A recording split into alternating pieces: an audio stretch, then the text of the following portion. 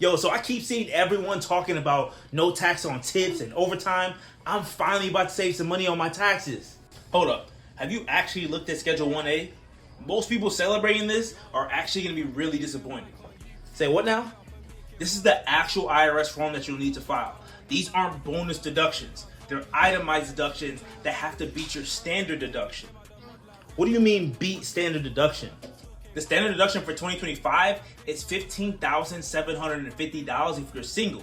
So if you made $10,000 in tips and have no other itemized deductions, you're better off taking the standard deduction. Wait, so I get zero benefit from the tips deduction? Exactly zero. Your tips plus mortgage interest, state taxes, and charitable donations have to exceed $15,750 to help you at all. Okay, but what if I do qualify? How hard can this form be? So part 2 is for the tips, and it caps at $25,000. But look at these weird phase-out calculations.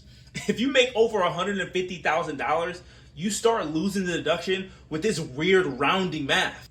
Okay, and I see overtime, car loans, and seniors.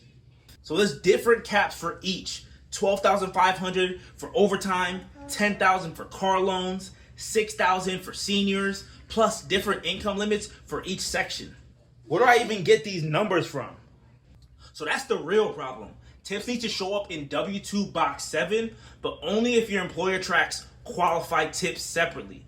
And then it goes the same thing for overtime. It has to be coded as qualified overtime compensation. So what if my employer doesn't even do it correctly? You can't claim the deduction. The form references specific tax document boxes, and if those aren't filled out right, you out of luck. Man, this sounds way more complicated than I thought. Look at how many times this form says see instructions, and those instructions aren't even released yet.